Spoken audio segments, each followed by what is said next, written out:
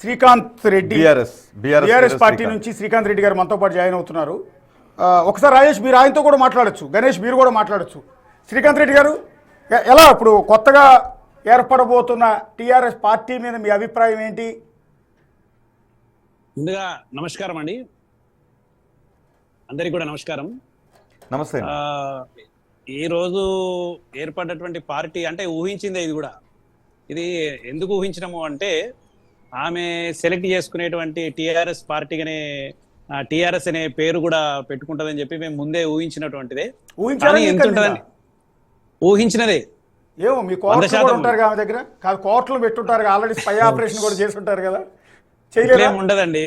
అంటే అంత అంటే వాస్తవంగా బాగా సీరియస్ గా తీసుకునేంత అవసరం ఏమి లేదు. 2-3 రోజులు ఉంటది. ఎందుకంటే కొత్తగా ఈ రోజు కాదు, సీరియస్ గా తీసుకోకుండానే ఆ ట్వీట్ చేశారా మిగిలిన రాజకీయ పార్టీలు ఏవి కూడా ఇంకా రియాక్ట్ కాలేదు. కానీ మీరు టిఆర్ఎస్ గా మారాలనుకుంటున్న మీరు ఇక అవకాశం లేదు అన్న బాధలో సీరియస్ గా తీసుకునే ఆ ట్వీట్ చేశారు అనే చర్చ జరుగుతుంది.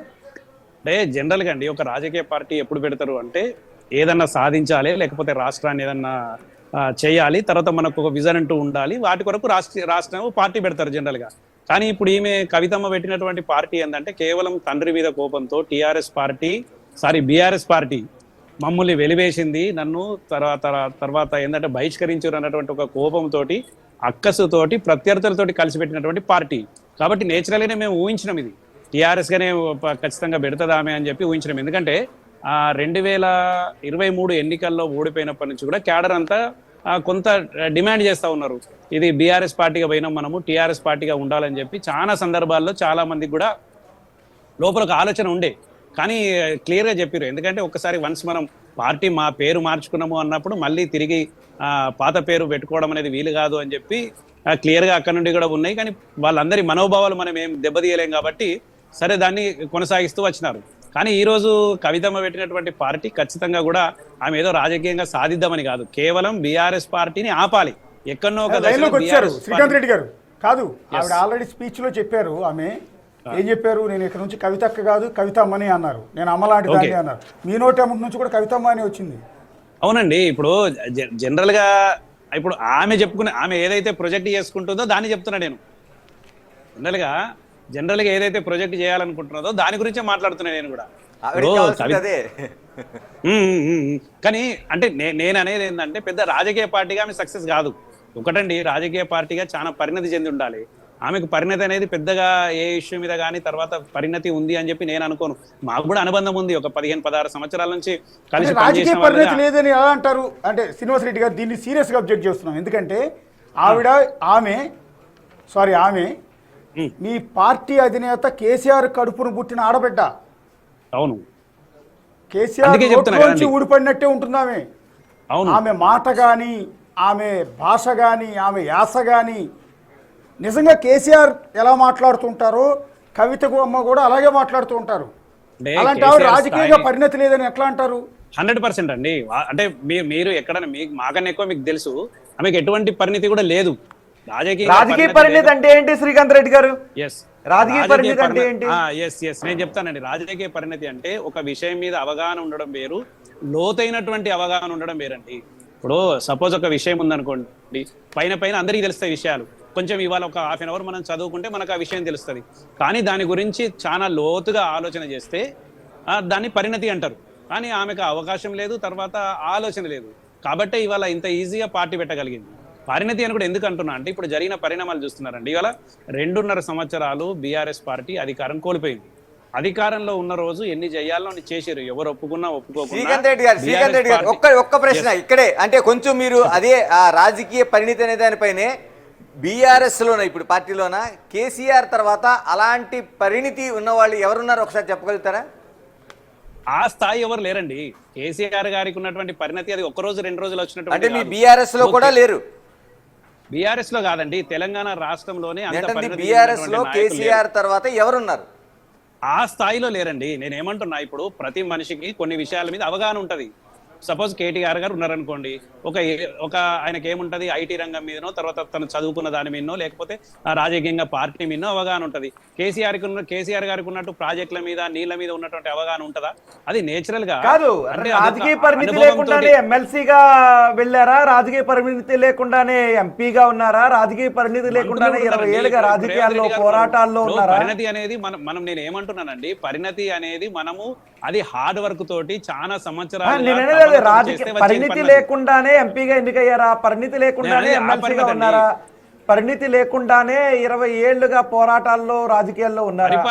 పరిపాలనకు పరిణతి ఏమవసరం అండి? ఐఏఎస్ ఆఫీసర్లు వాళ్ళు వీళ్ళంతా అంతా చేస్తున్నారు కదా. ఇప్పుడు పరిణతి అనేది రాజకీయ పరిణతి ఎందుకు లేదు కవితమ్మకు అంటే, ఇప్పుడు ఆమె ముందు ఒక్కసారి ఎంపీ అయిందండి, 2014 ఒకసారి ఎంపీ అయింది, 2019 ఎన్నికలలో ఓడిపోవడం జరిగింది. ఓడిపోయిన తర్వాత ఆమె 2 సార్లు ఎమ్మెల్సీ. అంటే పార్టీలోను బయట వాళ్ళు చేసిన కుట్ర కారణంగానే ఓడిపోయాను అనే ఆవేదనే కదా కవితమ్మది. ఎన్ని కుట్రలు చేసినా ఎంపీగానైతే గెలవాలి కదండి. ఎన్ని కుట్రలు చేసినా తర్వాత సహజం అండి, రాజకీయం అంటేనే ఇవన్నీ కూడా జరుగుతూ ఉంటాయి కదా. కాబట్టి నేనేమంటున్నా అంటే, ఆమెకు ఉన్నటువంటి అవగాహన ఈ రోజు నిజంగా రాజకీయ పార్టీ పెట్టాలని, నిజంగా ప్రజల కొరకు పనిచేయాలని ఉంటే అధికారంలో ఉన్నది ఎవరండి? కాంగ్రెస్ పార్టీ అధికారంలో ఉన్నది. బీజేపీ పార్టీ అధికారంలో. ఒక మాట సార్, పార్టీని చూసి ఆమె పార్టీని లైట్ తీసుకుంటున్నారా? చాలా లైట్ గా తీసుకుంటామండి అందులో. కాకపోతే మేము చెప్పాలి కదా ప్రజలకు. ఒక్కసారి రోహిత్, మన పెంటపాటి పుల్లారావు గారు పొలిటికల్ అనలిస్ట్, ఆయన ఒకసారి ఢిల్లీ నుంచి మనతో పాటు జాయిన్ అవుతున్నారు. పుల్లారావు గారు నమస్తే అండి. సార్ పుల్లారావు గారు,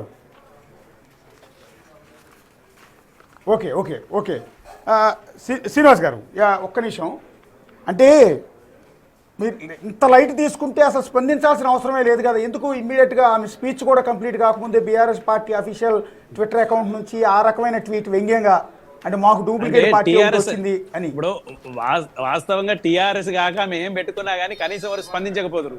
టీఆర్ఎస్ అని పెట్టుకున్నది కాబట్టి, అది ఆబ్వియస్లీ టీఆర్ఎస్ పార్టీ పెట్టుకున్నది కాబట్టి ఒరిజినలే, డూప్లికేట్ అని చెప్పి ఎవరి మనసులైనా ఉంటది కదా. మీకు కూడా అనిపిస్తుంది కదండి, మాకే కాదు మీకు కూడా అనిపిస్తుంది.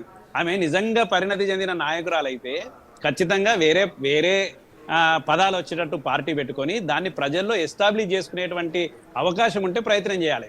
ఒకటండి, ఇప్పుడు 2.5 సంవత్సరాల క్రితము మా పాలన అయిపోయింది. 2.5 సంవత్సరాల క్రితం, ఆ 2.5 సంవత్సరాల నుండి సరే ఇప్పుడు అనేక రకాలైనటువంటి ఆరోపణలు కూడా చేసి లాస్ట్కి ఏమొచ్చిందంటే వాళ్ళే ఆరోపణలు బంద్ చేసే పరిస్థితి వచ్చింది. ప్రజలే అడుగుతున్నారు. మీరు ఇప్పుడు మా ప్రత్యర్థులైన రేవంత్ రెడ్డి కానీ కాంగ్రెస్ వాళ్ళే కానీ కేసీఆర్ గారిని పాత ప్రభుత్వాన్ని విమర్శిస్తే బాబు 2.5 ఏళ్ళు అయిపోయింది, మీరేం చేస్తారో చెప్పండి అంటే వాళ్ళు కూడా తగ్గించుకున్నారు. ఇప్పుడు ఈ పరిస్థితులల్లా ఈమె కొత్తగా పార్టీ పెట్టుకున్నా అని చెప్పి పార్టీ పెట్టుకొని మళ్ళీ కేసీఆర్ గారి గురించి మాట్లాడితే అసలు అర్థం లేని మాట కదా. అది నీకు అసలు అవసరం లేనటువంటి విషయం. అది పరిపాలన అనేది ఇప్పుడు 2.5 సంవత్సరాలలో ఏ విధమైనటువంటి పరిపాలన నడుస్తుంది, దాని గురించి మాట్లాడాలి. మీరు తప్పిపోయి ఏమన్నా అవకాశం అంటే ఆమె కూడా క్లియర్ తెలుసు ఎట్లా అవకాశం రాదు. అంటే ఆమె మాట్లాడిన ఉద్దేశంలో ఆత్మలో ఏముంది అంటే, ఏం కోరుకునైతే మనం తెలంగాణను సాధించుకున్నామో ఆ కళల కోరిక బీఆర్ఎస్లో కానీ కాంగ్రెస్లో కానీ నెరవేరలేదు. టీఆర్ఎస్ గా మారిపోయింది. తెలంగాణ ఆత్మతో కూడిన పార్టీలే లేవు. అందుకే ఇప్పుడు మన పార్టీ ఈ టీఆర్ఎస్, తెలంగాణ రాష్ట్ర సేన, తెలంగాణ ఆత్మతో కూడినటువంటి వాటి అని. ఇప్పుడు తెలంగాణ పేరుతో తెలంగాణ గడ్డ మీద పార్టీనే లేదు. సో ఇప్పుడు ఆ పార్టీని, తెలంగాణ ఆత్మని అందులో ఓన్ చేసుకున్నామని కవిత చెప్తున్నారు. అదేనండి, ఇప్పుడు నేనేమంటున్నా, జనరల్ ఒకసారి మీరు చూడండి, 2014 నుంచి 2023 వరకు పరిపాలనలో భాగస్వాములైనటువంటి నాయకులను చూడండి. మీరు ఉన్నారండి, నేను కూడా చెప్తాను. కొంతమంది ఆ రోజు తెలంగాణ ఉద్యమంలో పనిచేయనటువంటి వాళ్ళు కూడా 5-6 ఉండొచ్చు, కానీ 95% మంది ఉద్యమకారులే కదా. ఇవాళ బాల్క సుమరైనా, గాదరి కిషోర్ అయినా, ఇవాళ రకరకాలైనటువంటి స్టేజ్ల కొప్పుల ఈశ్వర్ గారైనా, వీళ్ళంతా ఉద్యమంకి వెళ్ళి వచ్చినటువంటి వాళ్ళు. మళ్ళీ సామాజికంగా మధుసూనాచారి గారైనా, ఇవాళ రకరకాలైనటువంటి కమ్యూనిటీల నుంచి వచ్చినటువంటి లీడర్లే ఎక్కువ మంది ఉన్నారు బీఆర్ఎస్ పార్టీలో. కాబట్టి ఆమె విమర్శలు ఏది కూడా చాలా అంటే కంప్లీట్ కేవలము ద్వేషంతో, ఇవాళ బీఆర్ఎస్ పార్టీకి వెళ్ళి నన్ను బహిష్కరించారు అన్నటువంటి అక్కసుతో చేసినటువంటి ఆరోపణలే తప్ప ఒక్క ఆరోపణ కూడా నిజం కాదండి అందులో. ఎందుకంటే అందరు ఉద్యమకారులు దాదాపుగా, నేనేమంటున్నా, 100% ఉద్యమకారులకు పదవులు వచ్చినాయని చెప్పి నేను అనను, 100% ఉద్యమకారులకు లాభం జరిగిందని చెప్పి నేను అనను. కానీ మెజారిటీ ఉద్యమకారులకు, మెజారిటీ నాయకులుగా ఇవాళ బీఆర్ఎస్ పార్టీలో మంచి మంచి అవకాశాలు పొందారు. చాలా బ్రహ్మాండంగా వాళ్ళు ఈ తెలంగాణ రాష్ట్రం కొరకు కూడా పనిచేయడం జరిగింది. అయితే ఆమె విమర్శించాల్సింది ఇప్పుడున్నటువంటి ప్రభుత్వాన్ని. ఆమె మర్చిపోయింది ఇప్పుడు ఇక్కడ ఉన్నటువంటి వాళ్ళతో మంచిగా సఖ్యంగా ఉంటారు. రేవంత్ రెడ్డి గారితో సఖ్యత ఉంటది, తర్వాత కాంగ్రెస్ పార్టీ నాయకులతో సఖ్యత ఉంటది, తర్వాత ఇవాళ ఏమి విమర్శించాలన్నా మళ్ళీ బీఆర్ఎస్ పార్టీకి సంబంధించిన నాయకుల మీదనే విమర్శలు చేయడం. కేవలం ఎన్నికల రాజకీయాలు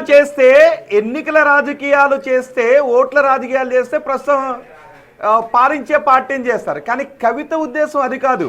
మొత్తం తెలంగాణ, ఏ తెలంగాణ అయితే తెలంగాణ ఏర్పడ్డ తర్వాత పాలించిన పార్టీలు తేలేకపోయాయో మేము అది తెస్తామన్న ఉద్దేశంతో. ఆమె ఉద్దేశం ఎన్నికలు కాదు, అధికారం కాదు, అంతకంటే ముందు ఎన్నికలు అధికారం ఉన్నా అంతకంటే ముందు మనం కలలుగన్న తెలంగాణను అని.